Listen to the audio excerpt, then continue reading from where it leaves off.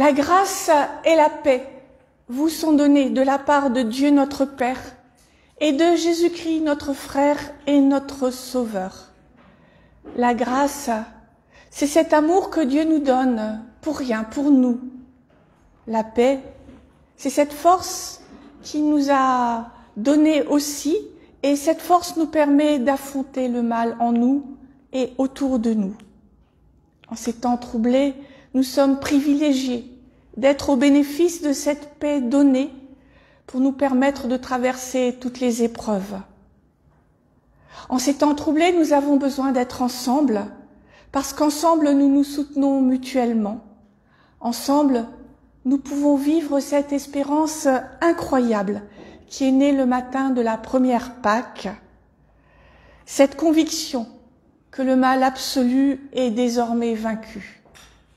C'est pourquoi nous allons remercier Dieu, parce que c'est grâce à lui que nous sommes réunis, puisqu'il a envoyé son Fils Jésus dans notre monde pour nous annoncer avec des mots et des gestes que nous étions capables de comprendre cet amour. J'invite donc à vous lever pour chanter le premier spontané.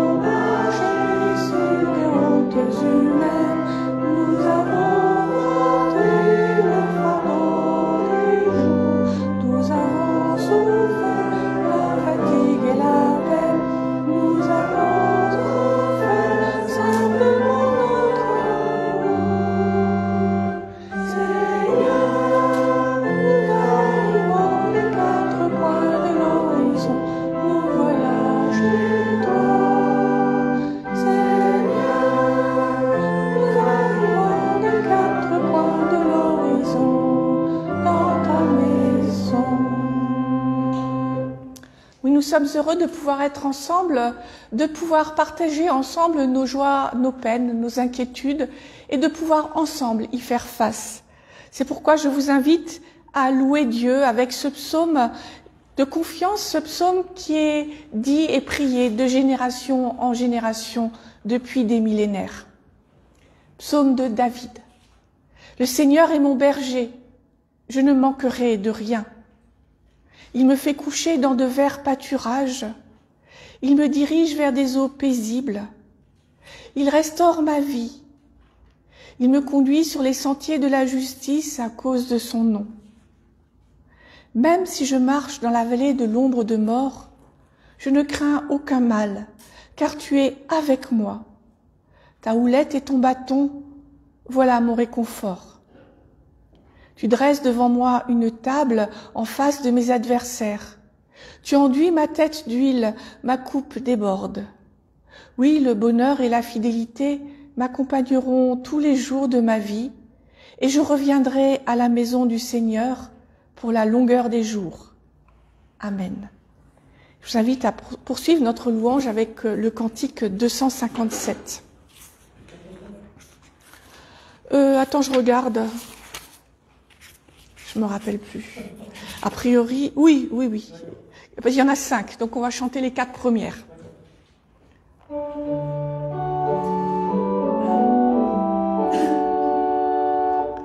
Jésus, ton nom est le plus beau, car il contient l'immense amour de Dieu. Alléluia,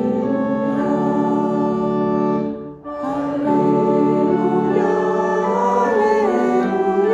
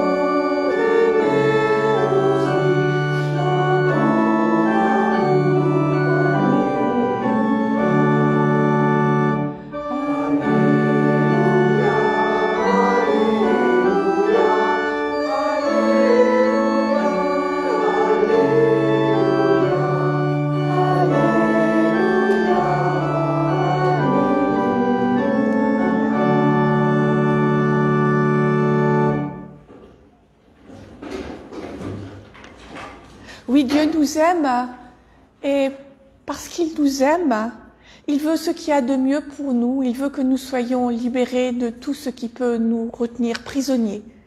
Et pour cela, il nous a donné sa loi.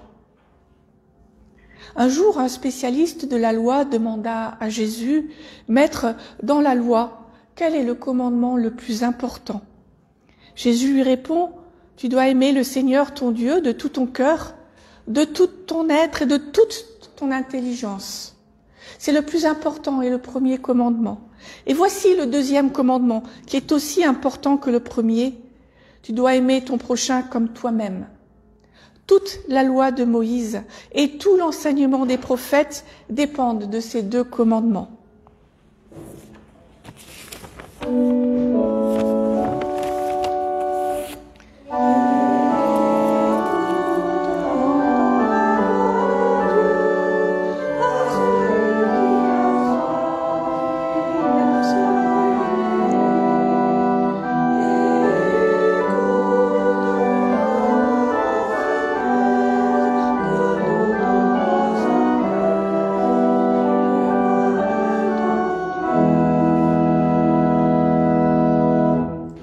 Commandement, je pense que personne d'entre nous pourrait dire « je ne m'en souvenais plus » ou « ah, je n'étais pas au courant ».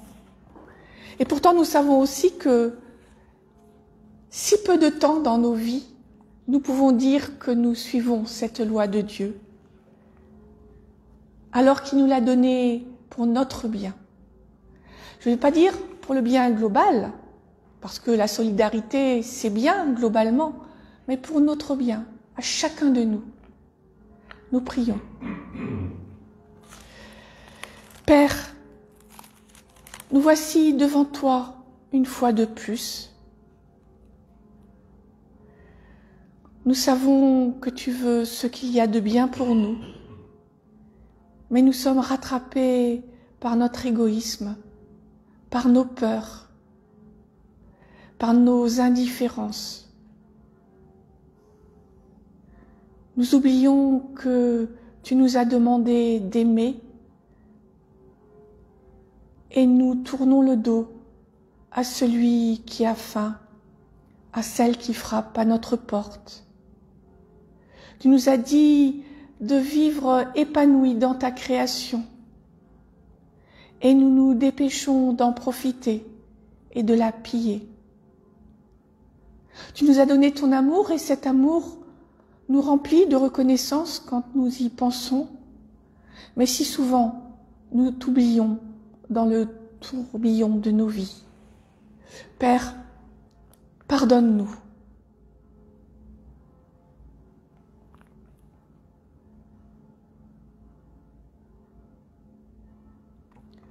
Dieu est patient et nous en sommes reconnaissants.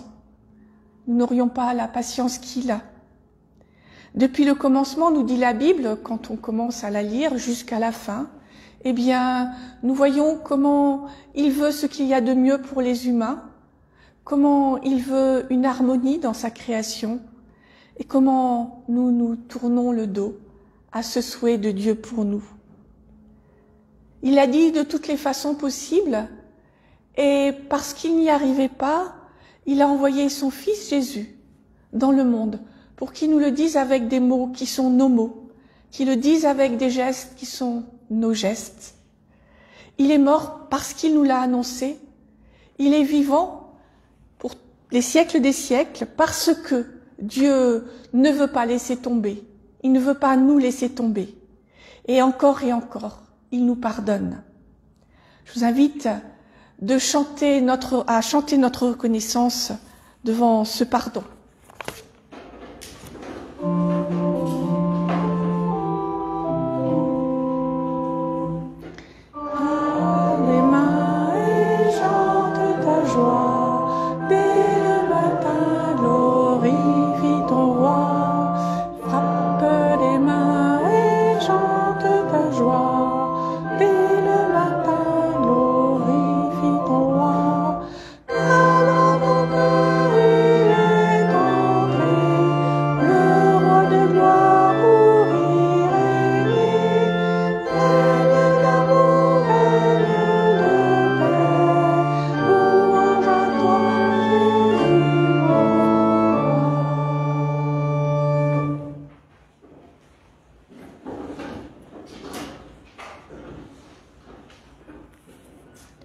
La Bible est un livre difficile, écrit par des personnes d'autres cultures, d'autres façons de penser que nous.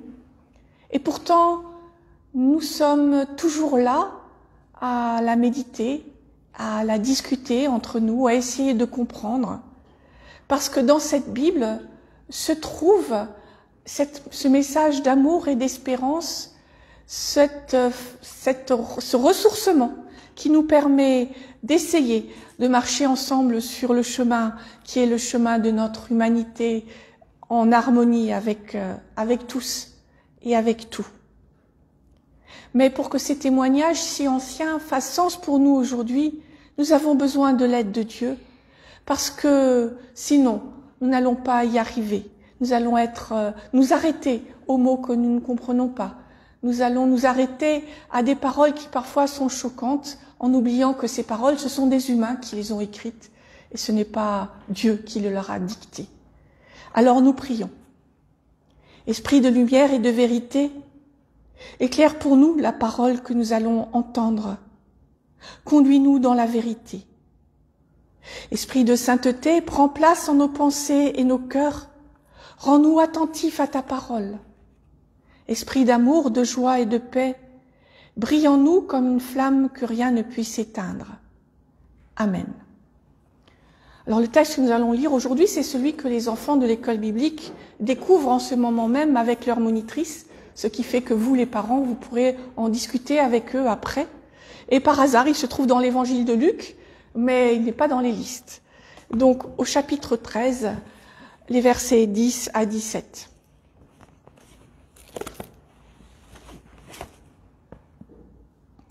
Un jour de sabbat, Jésus est en train d'enseigner dans une maison de prière. Là, il y a une femme, malade depuis 18 ans à cause d'un esprit mauvais. Elle est toujours penchée en avant et elle ne peut vraiment pas se tenir droite. Quand Jésus la voit, il l'appelle et dit à la femme, « Ta maladie est finie ». Il pose les mains sur elle. Aussitôt, la femme se tient droite et elle dit « Gloire à Dieu ». Mais le chef de la maison de prière est très en colère parce que Jésus a guéri quelqu'un le jour du sabbat.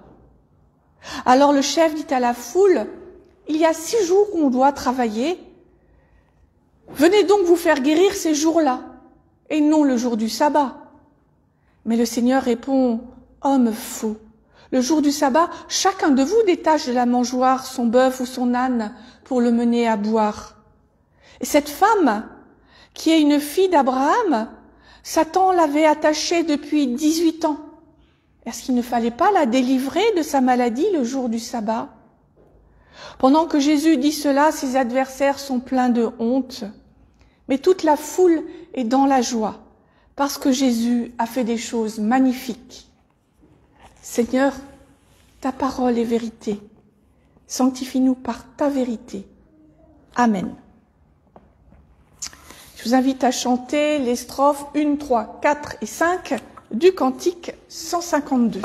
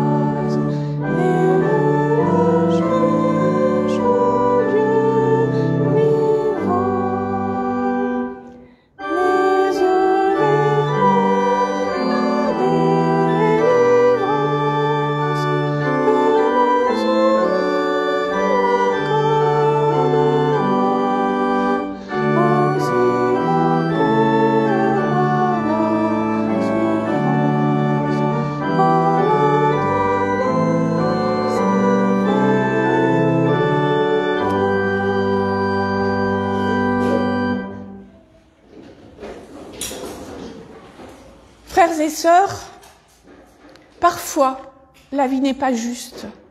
Il n'y a pas d'explication au mal qui nous frappe, qui accable des proches, qui anéantit les innocents. À l'époque de Jésus, ce mal était personnifié. Il avait de nombreux noms. Nous avons vu le diable la semaine dernière. Aujourd'hui, c'est Satan.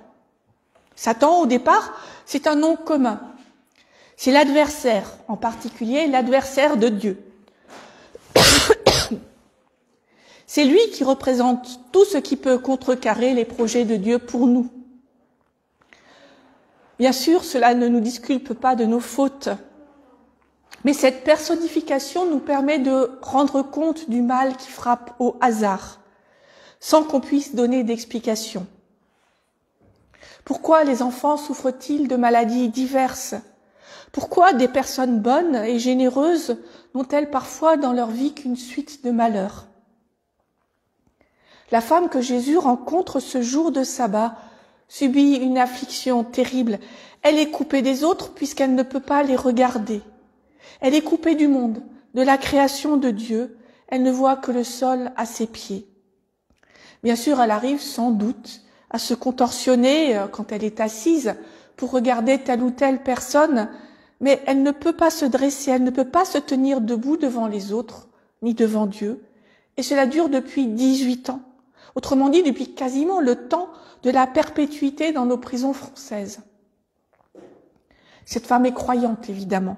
À l'époque, en Judée, en Galilée, on ne se pose pas la question de la foi. Dieu existe et c'est le peuple d'Israël, autrement dit les enfants d'Abraham, qu'il a choisi pour en faire son peuple.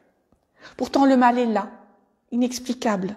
On a beau le personnifier, ça ne répond pas à la question qui reste lancinante jusqu'à aujourd'hui.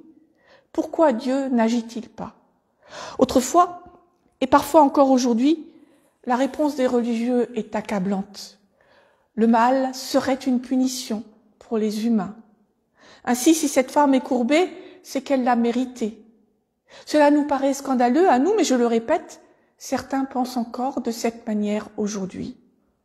Certains qui n'ont pas lu l'Évangile, ils ont cru le lire, mais ils n'ont pas lu ce qui était écrit.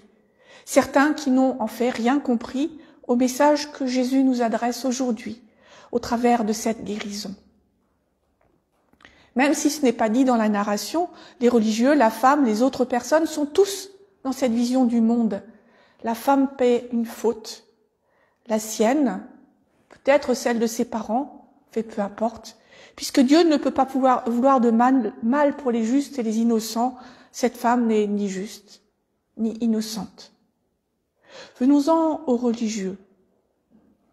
Lorsque Dieu libère son peuple au temps de Moïse, il lui propose une alliance au mont Sinaï et lui donne sa loi. Les 10 paroles ou 10 commandements qu'on connaît tous en sont comme le préambule. Les plus anciens le connaissent par cœur. Ils étaient après tout affichés dans tous les temples. Or, une de ces grandes nouveautés de cet ensemble de lois, qui par certains côtés ressemble à d'autres textes de la même époque, eh bien, une de ces grandes nouveautés, c'est le sabbat. Sabbat, Shabbat.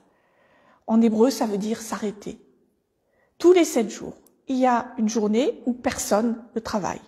Ni les humains, ni les animaux, ni les juifs, ni les autres. Personne.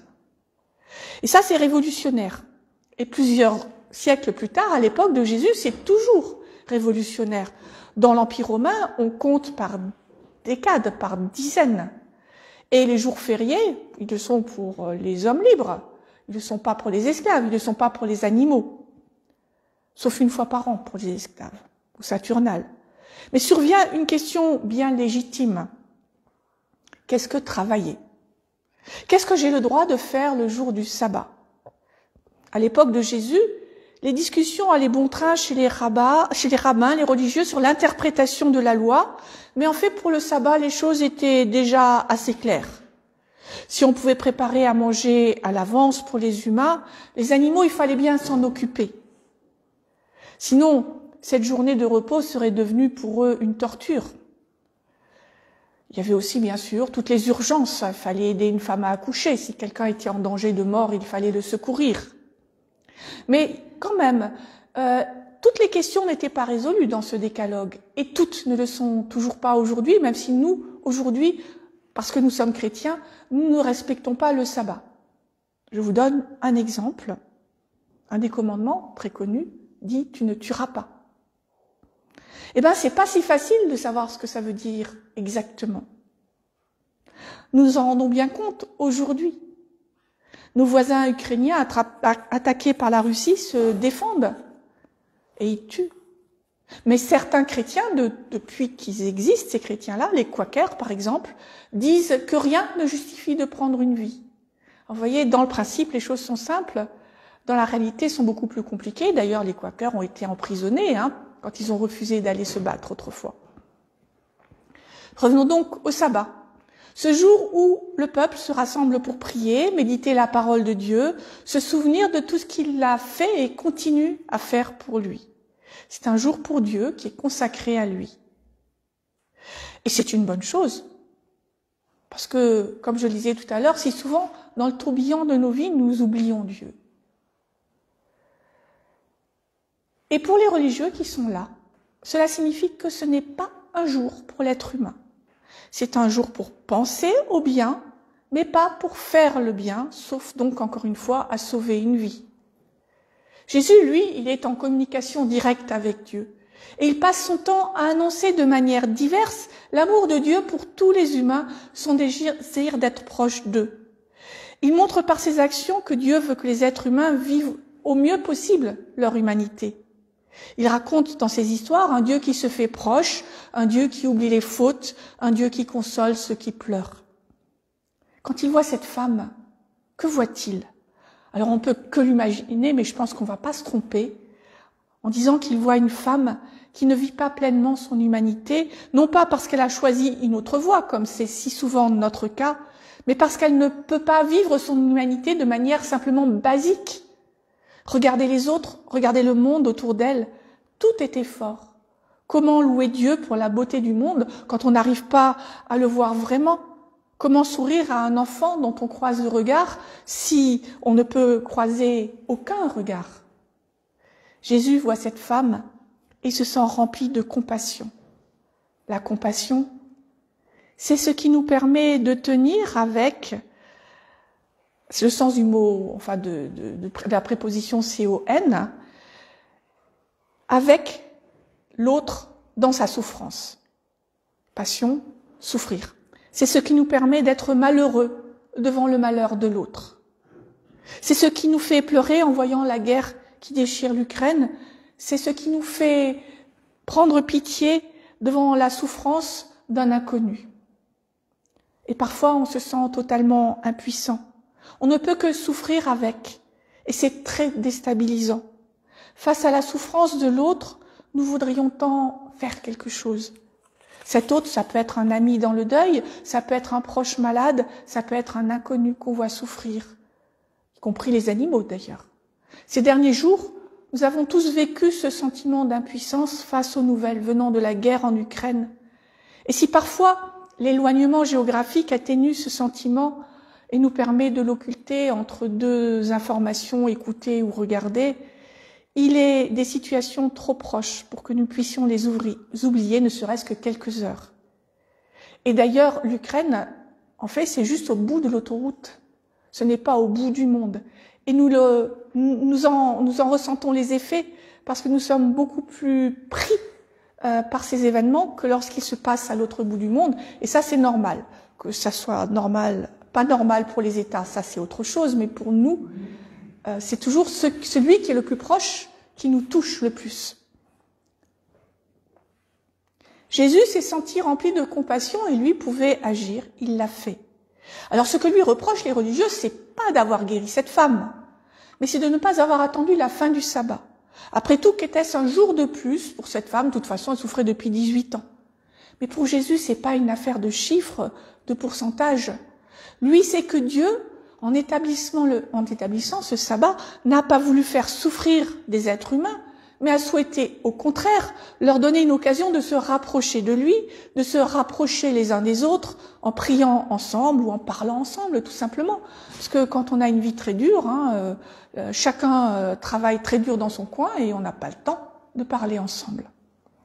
Cette femme, fille d'Abraham, tout comme les religieux, fait partie des enfants de Dieu.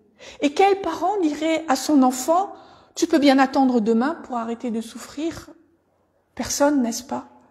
Ou presque, parce qu'il faut bien reconnaître qu'il existe des personnes qui sont incapables de compassion, qui ne savent pas, qui ne veulent même pas faire preuve d'empathie, qui refusent de se mettre à la place d'autrui. Les religieux étaient-ils dans ce cas? Je sais pas, le texte ne dit pas, mais en fait, comme ils ont honte, c'est probablement pas qu'ils en étaient incapables, puisque tout d'un coup, ils se rendent compte de la portée de leurs paroles. En tout cas, ils n'ont pas su se mettre à la place de cette femme, ils n'ont pas su s'imaginer ce qu'elle vivait. Peut-être aussi étaient-ils tellement obsédés par leurs règles, leurs rituels, qu'ils n'avaient même pas réfléchi à ce que pouvait ressentir cette femme. Jésus l'a fait, Jésus l'a guéri, et c'était urgent, parce que Dieu n'attend jamais le bon moment pour nous libérer. Quand je dis le bon moment, c'est bien sûr le bon moment pour nous, pas le bon moment pour lui. Nous sommes, nous, souvent malades, de la même maladie que cette femme, mais elle n'est pas physique, elle est spirituelle. Nous regardons par terre au lieu de lever les yeux. Nous comptons les cailloux du chemin. Et parce que nous sommes français, nous pensons soit qu'il y en a trop, soit qu'il n'y en a pas assez. Nous pensons à nos pieds fatigués. Et nous oublions de regarder autour de nous pour contempler la beauté, la bonté de la création. Nous oublions de croiser le regard de ceux que nous rencontrons. Nous ne pouvons penser qu'à nous-mêmes au chemin devant nos pieds. Mais Dieu n'attend pas le bon moment pour nous relever, le moment où nous le lui dirions, le moment où nous aurions envie de faire autre chose. Ou plutôt le seul bon moment pour lui, et donc pour nous, puisqu'il veut notre bien, c'est tout de suite, maintenant. Alors à nous de vivre véritablement cette guérison qu'il nous offre, parce que ce n'est pas notre corps qui est malade, c'est notre esprit. Alors nous pouvons nous relever dès maintenant. Alors nous ne serons plus obsédés par nous-mêmes, parce que tout à coup nous serons un parmi d'autres. Alors nous nous sentirons moins impuissants face à la souffrance, parce que nous serons nombreux à essayer d'y remédier là où nous le pouvons. Alors nous ne serons plus chacun pour soi, mais nous serons ensemble, le peuple de Dieu. Il y a urgence pour nous, urgence pour la planète, urgence pour les autres. Chacun, tout seul, peut se sentir impuissant, mais si nous demeurons ensemble, l'espérance renaît. Et avec l'espérance, jaillit l'amour qui, à chacun de nos gestes de compassion, fait advenir le royaume de Dieu dans ce monde. Amen.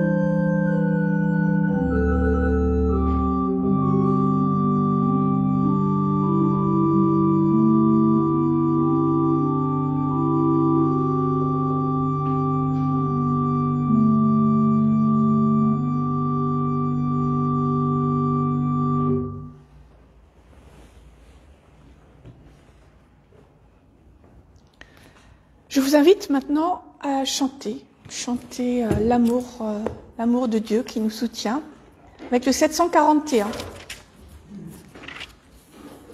Alors on va peut-être, si on les chante toutes, elles sont courtes. Alors par contre on va pas forcément chanter, je sais pas. Qu'est-ce que vous en pensez? On les chante toutes, hein. Voilà. Ah, je vois des regards souriants. Allez, Pascal, les 5.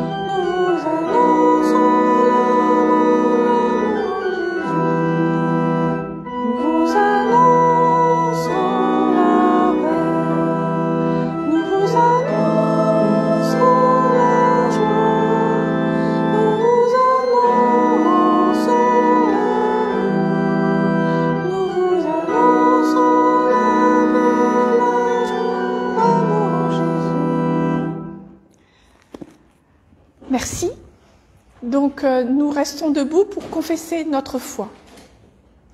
Nous croyons en Jésus-Christ que Dieu a envoyé dans notre monde pour marcher sur des chemins où personne n'allait plus, pour trouver des hommes et des femmes que personne ne regardait plus, pour parler à des hommes et des femmes à qui personne ne parlait plus, pour donner la main là où on fermait le poing. Nous sommes ces gens vers lesquels il est venu, qu'il regarde, auxquels il parle, auxquels il donne la paix. Nous croyons en Jésus-Christ qui nous envoie. Nous sommes ses pieds pour marcher sur des chemins de rencontre, ses yeux pour regarder les hommes et les femmes que nous croisons, sa bouche pour dire la parole qui relève, ses mains pour apporter la paix. Nous croyons que le Saint-Esprit nous met en marche. Amen.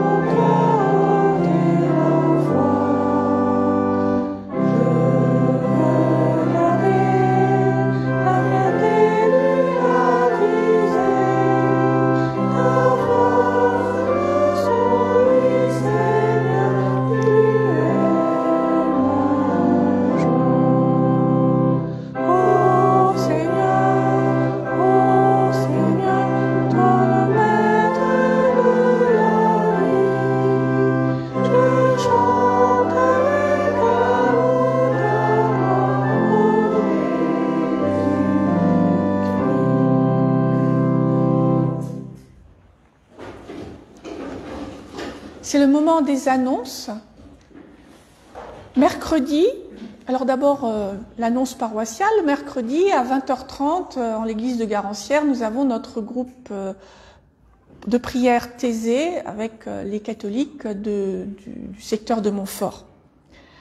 Le même jour, à 20h à l'oratoire du Louvre, il y a une célébration de prière pour la paix auquel, si vous préférez prendre le train pour aller à Paris plutôt que faire du covoiturage avec moi pour aller à Garancières, vous pouvez aussi y aller. Encore une annonce. J'aurais pu le marquer dans ma prédication, mais bon, je l'ai pas fait. J'ai hésité, mais je l'ai pas fait. Nous avons relayé l'appel du CASP, Centre d'action sociale protestant, au sujet de la manière dont on peut accompagner les réfugiés ukrainiens qui souhaiteraient se réfugier chez nous en France. Donc vous l'avez reçu, il y a évidemment les dons en argent, il y a deux autres façons de faire. Il y en a une, c'est le logement. Si vous avez un logement disponible quelque part, un studio accolé à votre maison ou à Paris, ce genre de choses, sachant que c'est pour une durée limitée que dont vous convenez avec le CASP, et que l'accompagnement juridique de ces personnes se fait avec les personnes du CASP qui ont l'habitude, puisqu'ils ont des structures d'accueil de demandeurs d'asile et de réfugiés. La troisième manière de faire, c'est de proposer de parrainer une famille, ce parrainage consistant donc non pas à s'occuper des papiers, mais à accompagner la personne pour lui faire découvrir eh bien ce que c'est que de vivre en France, pour qu'elle ne soit pas seule aussi à attendre de régulariser sa situation ou voilà ce genre de choses. Donc les trois sont possibles. Ce qui est bizarre, c'est qu'on n'a pas de réponse. Quand on leur envoie un message en disant qu'on peut accueillir des gens, on a de la place, moi je l'ai reçu, aucune réponse. Eh bien, effectivement. Il faut passer par Marc aussi. Du coup, non, mais c'est possible que tu n'aies pas eu de réponse parce qu'ils sont débordés aussi. Alors, il y a aussi un numéro de portable qui est indiqué. Alors peut-être que c'est pas idiot de laisser un SMS, parce que répondre à un mail. Et donc Marc, voilà. Alors donc Marc va avoir besoin de notre soutien aussi, parce que Marc c'est pas juste 3-4 personnes. Marc c'est tout le monde. Notre entraide nous concerne tous. Et peut-être que, oui, justement, ceux qui ont des logements, eux, qui mettent à disposition gratuitement, peuvent le faire par l'intermédiaire d'Iris, qui va être en contact avec cette personne. Par contre, ça peut pas être un inconvénient d'être à la campagne? Si. Oui, c'est ça, oui. C'est un inconvénient d'être à la campagne, parce qu'on a pensé à certaines personnes, mais en fait, s'il n'y a pas de transport, c'est compliqué. Alors, puis nous, on est un peu loin parce que sinon, je sais qu'aussi certaines associations cherchent des personnes qui hébergeraient pour 2-3 nuits des réfugiés qui sont simplement en transit à Paris, qui veulent aller ailleurs. Il y en a beaucoup qui veulent aller en Espagne et en Portugal parce qu'il y a de grosses communautés ukrainiennes là-bas, donc ils ont des amis ou de la famille là-bas. Mais on peut pas les laisser dormir dans la gare le temps qu'ils aient un train, etc. Mais nous, on est trop loin pour ça. Voilà. Donc, de toute façon, Iris, elle reste après le culte puisqu'elle va attendre ses enfants qui sont à l'école biblique. Donc, toutes les personnes qui veulent lui poser des questions peuvent le faire. Et en tout cas, eh bien, c'est exactement ça. On s'est mis ensemble et on peut pas arrêter la guerre. Je veux dire, il y a que Monsieur Poutine qui peut arrêter la guerre, mais on peut faire quelque chose. On peut faire quelque chose ensemble. Voilà. Et donc.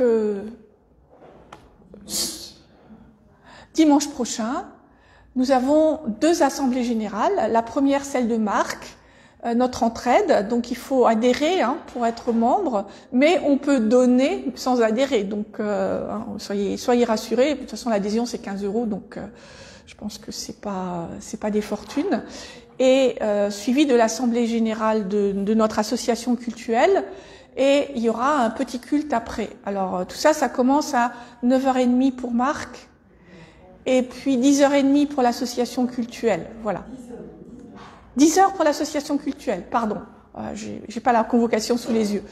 Donc, retenez bien ceux qui ne sont pas membres de l'association cultuelle que pour assister au culte, ça sera un peu plus tard. Mais vous pouvez toujours assister à l'association cultuelle, même quand vous n'êtes pas membre, et vous pouvez participer, simplement vous ne pouvez pas voter. Voilà. Je crois que j'ai fait le tour. Voilà. Donc c'est maintenant le moment des offrandes pour l'Église. L'Église en a besoin de l'argent pour vivre, évidemment.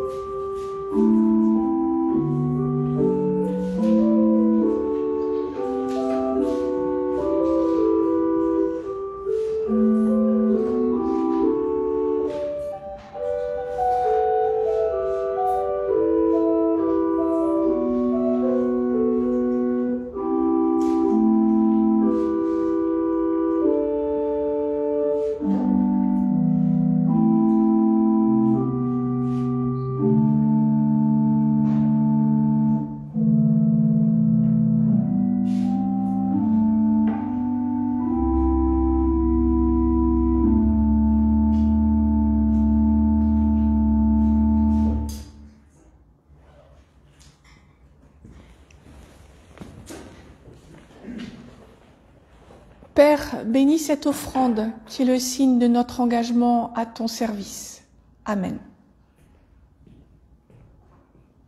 C'est le moment d'élargir nos pensées et nos prières au-delà des murs de ce temple. Père, unis les uns aux autres dans ton amour, nous prions maintenant pour le monde.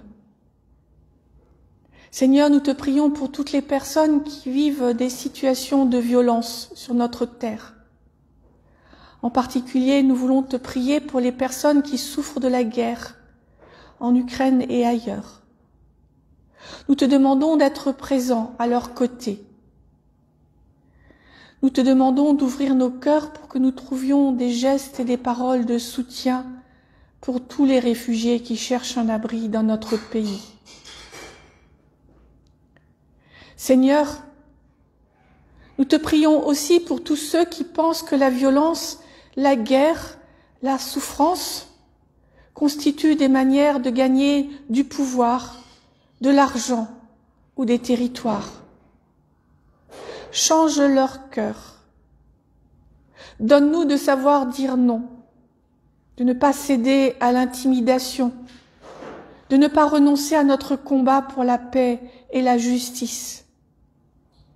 Nous te le demandons au nom de ton Fils, qui nous a appris à te dire, notre Père, qui es aux cieux, que ton nom soit sanctifié, que ton règne vienne, que ta volonté soit faite sur la terre comme au ciel. Donne-nous aujourd'hui notre pain de ce jour. Pardonne-nous nos offenses, comme nous pardonnons aussi à ceux qui nous ont offensés. Et ne nous laisse pas entrer en tentation, mais délivre-nous du mal, car c'est à toi qu'appartiennent le règne, la puissance et la gloire, pour les siècles des siècles. Amen.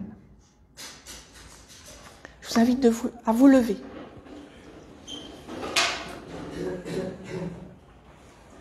Comme Jésus a guéri la femme courbée, Dieu nous propose de nous lever pour vivre avec lui et les uns avec les autres. Le Seigneur, Père, Fils et Saint-Esprit, vous bénit et vous garde. Il tourne sa face vers vous et vous donne son amour, sa joie et sa paix. Amen.